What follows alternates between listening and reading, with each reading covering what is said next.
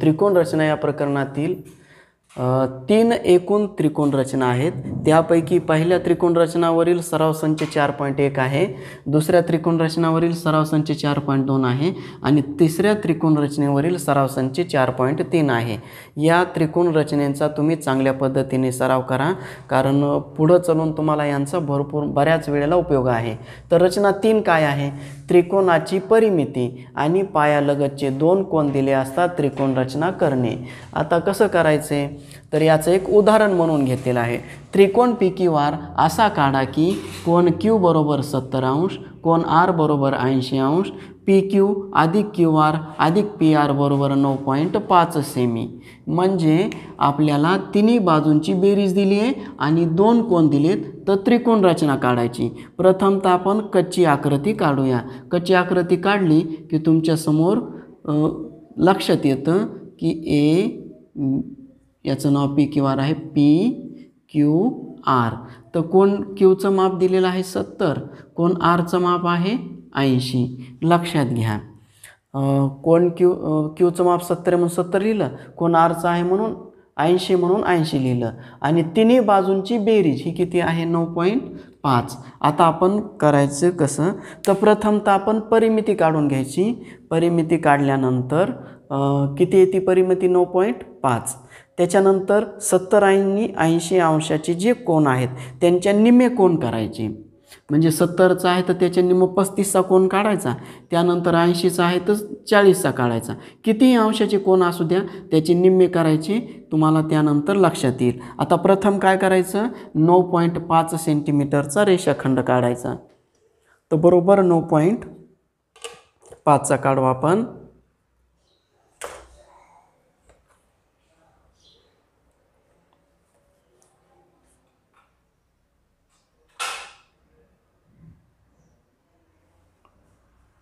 लक्षात घ्या कशा पद्धतीने काढायचा आहे तो। हा 9.5चा बरोबर आला पाहिजे। याला आपण एक नाव देऊ, याला AB नाव देऊ आपण। दुसरं कोणतंही नाही, जे त्रिकोणाची नाव आहेत ते नाव सोडून द्या। बघा आता हा 9.5चा झाला, सर्वांनी लक्षात घ्या 9.5 सेमी। आता त्याच्यानंतर Q कोण किती अंशाचा आहे? 70चा, त्याच्या निम्म करा, किती होईल? 70च्या निम्म 35 होतील। मग 35 अंशाचा एक कोन काढायचा। कितीही अंशाचा कोन असू दे त्याच्या निम्म इथलचा कोन काढायचा।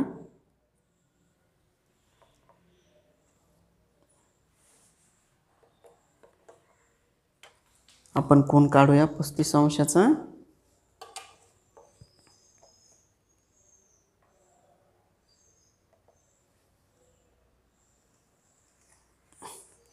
बघा सर्वांच्या लक्षात आलं का? कारण 70च्या निम्म इथलचा कोन आपला आला पाहिजे 35 अंशाचा। आता या ठिकाणचा कोणता कोन आहे? 80 अंशाचा आहे। तर तो आपण कितीचा? त्याच्या निम्म काढायचा। किती होईल तो? 40चा होईल। 70चा होता 35चा काढला, 80चा आहे तो 40चा काढायचा। नीट लक्ष द्या, कोन मापक व्यवस्थित ठेवायचं, चुका होऊ देऊ नका। आता कोन मापक सेंटरला सेंटर, आडव्या लाईनवरती आडवी लाईन आणि हा 40 अंशाचा। 0, 10, 20, 30, 40, 80चा आहे म्हणून 40चा। आता पट्टीच्या सहाय्याने आपण किरण काढू।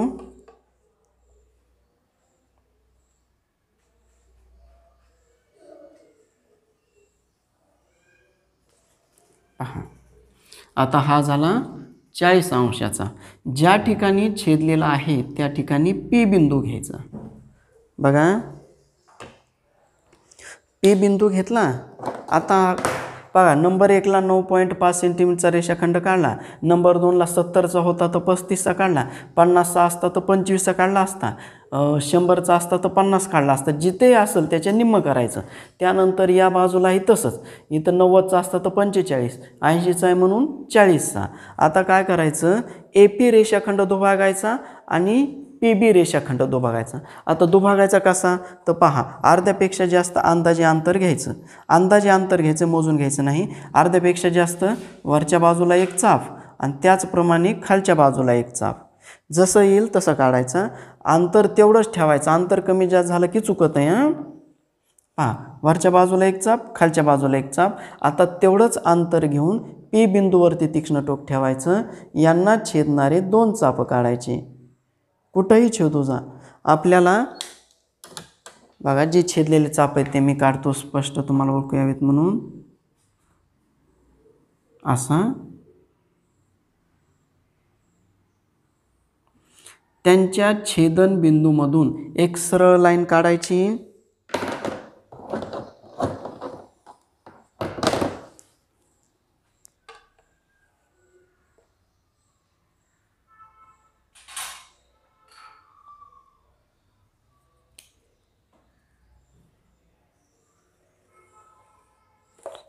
पहा, त्यांच्या छेदनबिंदूमधून सरळ लाईन काढली मी. आता हा जे दुभागाचा तुम्हाला पडताळा घ्यायचा असेल तर ए पीची लांबी मोजायची. हा दुभाजक बरोबर आहे की नाही ते चेक करायचं असेल तर ए पीची लांबी मोजा, त्याच्या निम्म या बाजूला, त्याच्या निम्म या बाजूला. समजा 10चा आलेला असेल तर 5 5, 7चा आलेला असेल तर 3.5 सेंटीमीटर म्हणजे 3.5 3.5.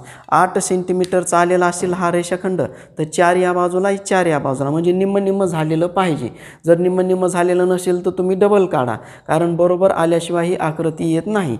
आता जसं आपण ए पी रेषाखंड दुभागला तसा पी बी रेषाखंड दुभागायचा.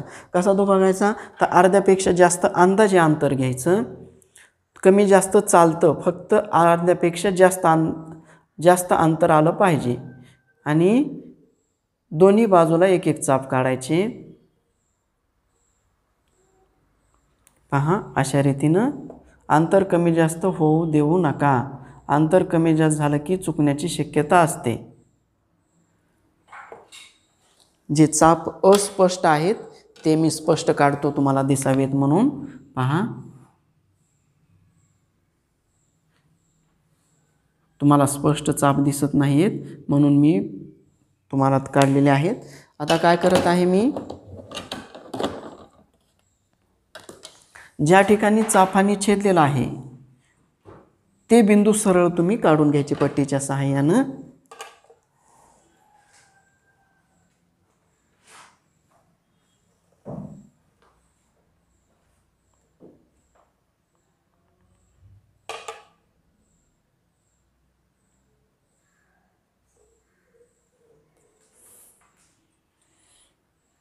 बघा सर्वांच्या लक्षात, ही तुम्ही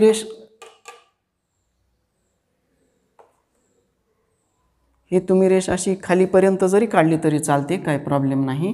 आता आपल्याला दिलेल्या मापाचा हा त्रिकोण झाला. आता कशा पद्धतीनं झाला पहा. आता या ठिकाणचा बिंदू आणि पी बिंदू, या ठिकाणी नाव द्यायचं क्यू आर, या ठिकाणी क्यू नाव, या ठिकाणी आर, आणि पी क्यू आर हे एकमेकांना जोडून घ्यायचे. पहा, मी जोडून घेत आहे.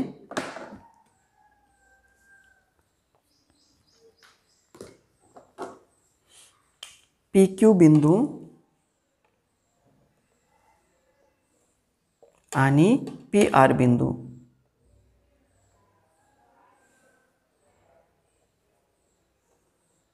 दिलेल्या मापाचा त्रिकोण पी क्यू आर झाला. आता तुम्हाला पडताळा घ्यायचा आहे. कशा पद्धतीने घ्यायचं पहा. हा कोण तुमचा 70चा यायलाच पाहिजे. जर तुमचा 70चा नसेल तर हा कोण चुकलेला आहे किंवा मग दुभागण्यामध्ये चुकलेला आहे. आता या बाजूचा कोण 40चा आहे तर या ठिकाणचा कोण 80 अंश यायलाच पाहिजे तर बरोबर आहे, नाही तर चुकीचं आहे. आता तुम्हाला कृती सांगतो नंबर 1 पासून. नंबर 1ला काय केलं, ए बी रेषाखंड 9.5 सेंटीमीटरचा पट्टीच्या सहाय्याने काढला. 9.5 सेंटीमीटरचा पट्टीच्या सहाय्याने काढला. नंबर 2ला कोण बी हे कोण ए हा या 70च्या निम्म 35 अंशाचा कोण मापकाच्या सहाय्याने काढला आणि हा 80 अंशाचा होता त्याच्या निम्म 40 अंशाचा हा कोण काढला. आणि एकमेकांना ज्या ठिकाणी छेदलेला आहे तो त्रिकोणाचा आपल्याला एक बिंदू मिळतो, त्याला आपण पी नाव दिलं. त्यानंतर काय केलं, पी ए दुभागलं आणि दुभागल्यानंतर त्या ठिकाणी क्यू बिंदू म्हणजे त्रिकोणाचा एक बिंदू मिळाला. आता दुसरा बिंदू मिळाला बिंदू क्यू. त्यानंतर पी बी रेषाखंड दुभागला आणि ए बी रेषेला जिथं छेदतो तिथं आर नाव दिलं. म्हणजे त्रिकोणाचा पहिला बिंदू मिळाला, दुसरा मिळाला आणि तिसराही मिळाला. हे एकमेकांना जोडून घेतले. आता गेलेलं उदाहरण हे चूक आहे की बरोबर आहे कसं ओळखलं? तर या ठिकाणचा कोण तुम्ही मोजून बघा, 70चा यायला पाहिजे. जर 70चा येत नसेल तर काहीतरी कुठेतरी चूक झाली.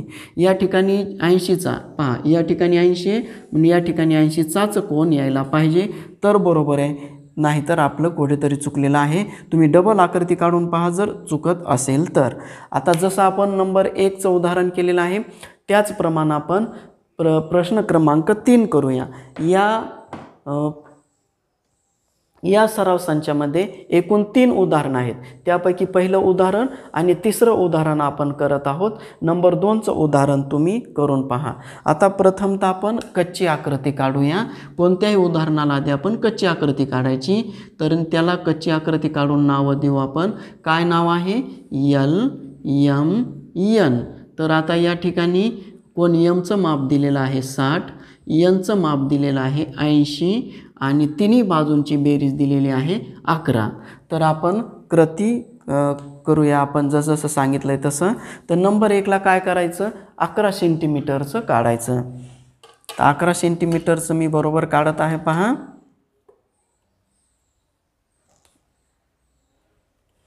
आता माझ्या पट्टीच्या मापानं जर मी 11 सेंटीमीटर काढलं तर तुम्हाला आकृतीही दिसणार नाही. मी प्रमाणामध्ये माप घेत आहे पहा.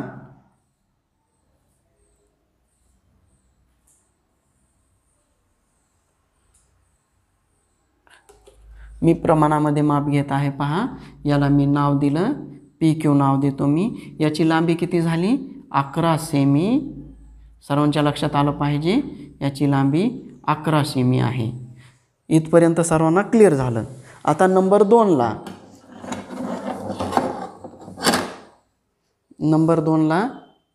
आपल्याला कोण काढायचा आहे. आता पहा कोण एम किती अंशाचा आहे? 60 आहे. तर या ठिकाणी 30 अंशाचा काढायचा आपण कोण. तर 30 अंशाचा कोण काढत आहे त्याच्या निम्मा कोण काढायचा आपण. तर पहा कोण मापक व्यवस्थित ठेवायचं. ज्या बाजूला रेषाखंड आहे त्या बाजूनं कोण घ्यायचा. 0 10 20 30 हा या ठिकाणी झाला. आणि या ठिकाणचा आपण कोण काढूया.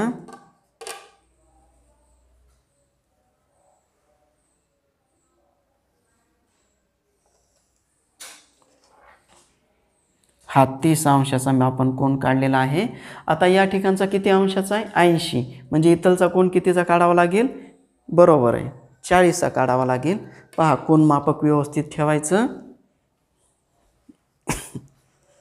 तर मी पहा कोण मापक व्यवस्थित ठेवलेलं आहे. बघा सेंटरवर सेंटर आणि 0च्या लाईनवरती रेषाखंड 0 10 20 30 आणि 40 या ठिकाणी येतो. पट्टीच्या सहाय्याने आपण ते जोडून घेऊया.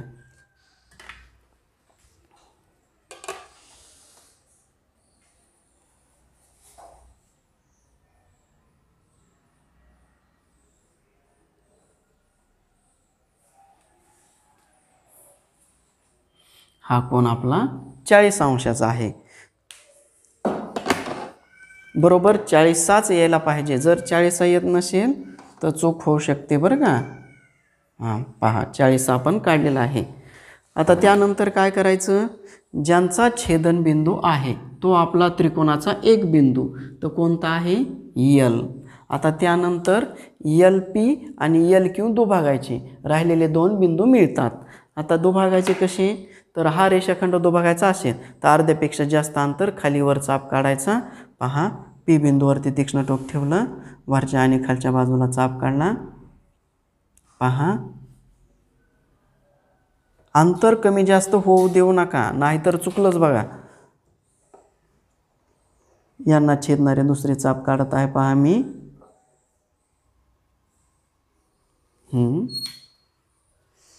तुम्हाला क्लिअर चाप दिसावेत म्हणून मी यांना थोडं स्पष्ट करतो.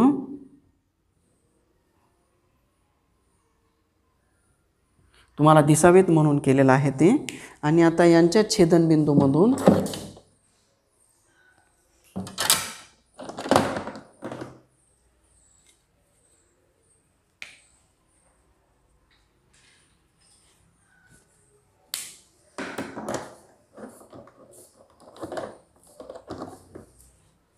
यांच्या छेदनबिंदूंमधून सरळ मी लाईन काढत आहे पहा.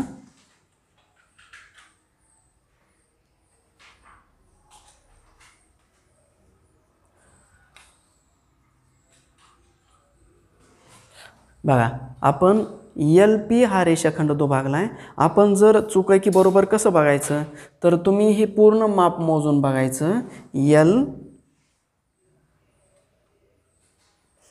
LP पूर्ण मोजायचं आणि निम्म या रेषेच्या बाजूला व्हायला पाहिजे आणि निम्म या रेषेच्या बाजूला व्हायला पाहिजे, तरच बरोबर आहे, नाही तर नाही. आता एक बिंदू मिळाला आहे. आता दुसरा बिंदू या ठिकाणी मिळाला आपल्याला. काय नाव आहे त्याचं? M. आता तिसरा बिंदू हा रेषाखंड दुभागून मिळवायचा. तर कशा पद्धतीनं दुभागायचा? याच्या आधी आपण जशा पद्धतीनं दुभागलं आहे तशा पद्धतीनं अर्ध्यापेक्षा जास्त अंतर घ्यायचं. अंदाजे अंतर घ्यायचं, फक्त अर्ध्यापेक्षा जास्त घ्यायचं. वरच्या बाजूला एक चाप आणि खालच्या बाजूला एक चाप, तेवढंच अंतर ठेवा. यांना छेदणारी चाप काढा. मी स्पष्ट करून घेतो तुम्हाला दिसावं यासाठी. चाप अस्पष्ट दिसत आहेत, त्यामुळे मी तुम्हाला स्पष्ट करून घेतलेला आहे. आणि यांचा जो छेदनबिंदू आहे त्यांच्या छेदनबिंदूमधून तुम्ही सरळ लाईन काढा पट्टीच्या सहाय्यानं. चापांच्या छेदनबिंदूमधून आपण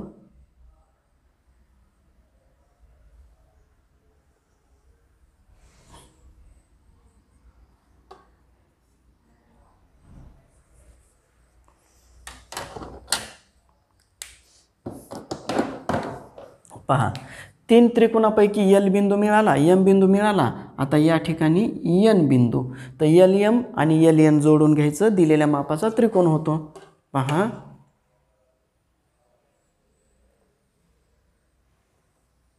आणि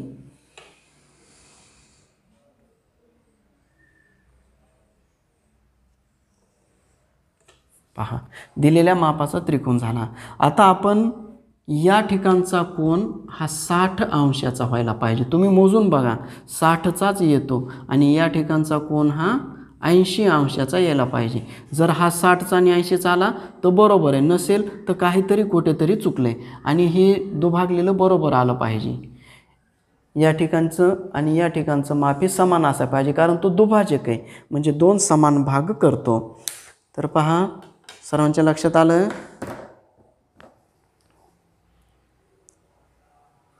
तर तुम्हाला डबल करती सांगतो कशा पद्धतीने हा त्रिकोण केलेला आहे. नंबर 1 नीट समजावून घ्या. नंबर 1ला काय केलं?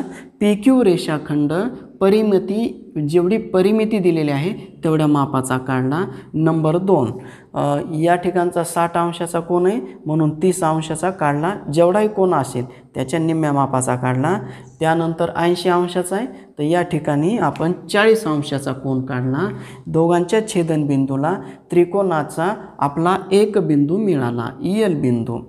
त्यानंतर LP रेषाखंड दुभागला, दुसरा बिंदू मिळाला M बिंदू. त्यानंतर LQ रेषाखंड दुभागला, तिसरा बिंदू मिळाला N बिंदू. आणि LM आणि LN आपण जोडून घेतलं. अशा रीतीने आपल्या दिलेल्या मापाचा त्रिकोण तयार झाला. आता तुम्हाला मी सरावासाठी प्रश्न देतो. पहा, त्रिकोण PQR असा काढा की कोन Q बरोबर मी 80 अंश देत आहे, कोन R बरोबर 70 अंश देत आहे. तर तुम्हाला हा त्रिकोण रचना करता आली पाहिजे. दोन्ही कोनांचे माप बदललेले आहेत. त्यानंतर नंबर 2ला त्रिकोण LMN आणि याची परिमिती 9 याची परिमिती आपण 10 सेमी घेऊया. पहा, कोन Qचं माप 80, कोन Rचं माप 70 आणि या त्रिकोणाची परिमिती 10 सेंटीमीटर घेतली. त्याच्यानंतर त्रिकोण LMN असा काढा की कोन M बरोबर 60 अंश, कोन M बरोबर 80 अंश, कोन N बरोबर 60 अंश आणि LMN बरोबर हे 10 सेंटीमीटर घेऊ आपण, तर तुम्हाला काढता आला पाहिजे. तर काढून बघा.